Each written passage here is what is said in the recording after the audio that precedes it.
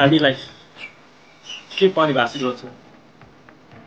के यो हाम्रो सफलता हो त? हामी असफल हो या केही गहिरो कुरा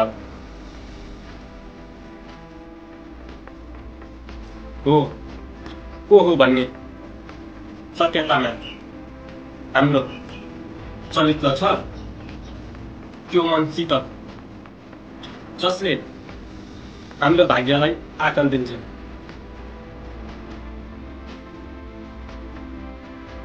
चरित्र आलमको छेउमा निर्माण हुँदैन तर विपदका आगमा यो समय हो जब केही कोही भेटिरहेका हुँदैनन्, जब छनौटहरू कठिन हुन्छन् र त्यति बेला सत्यको शक्ति प्रकट हुन्छ।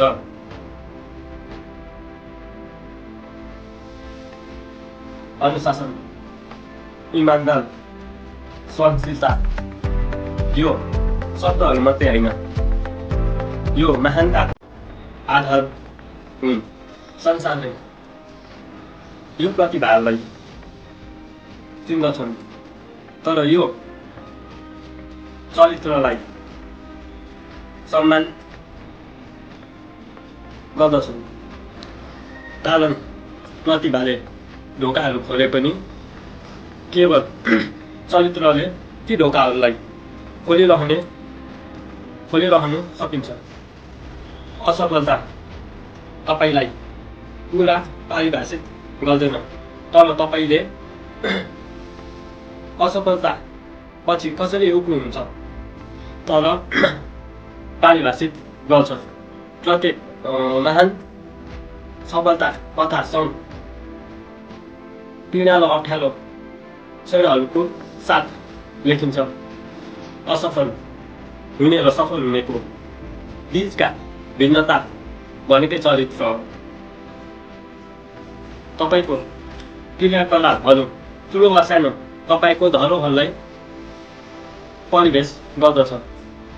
एक संसार जसले तपाईलाई प्रत्येक दिन परीक्षण गर्छ। दृढ रहनुहोस्, दयालु हुनुहोस्, अडिग रहनुहोस्। दिनको अन्तिममा पैसा मर्छ, प्रसिद्धि हराउँछ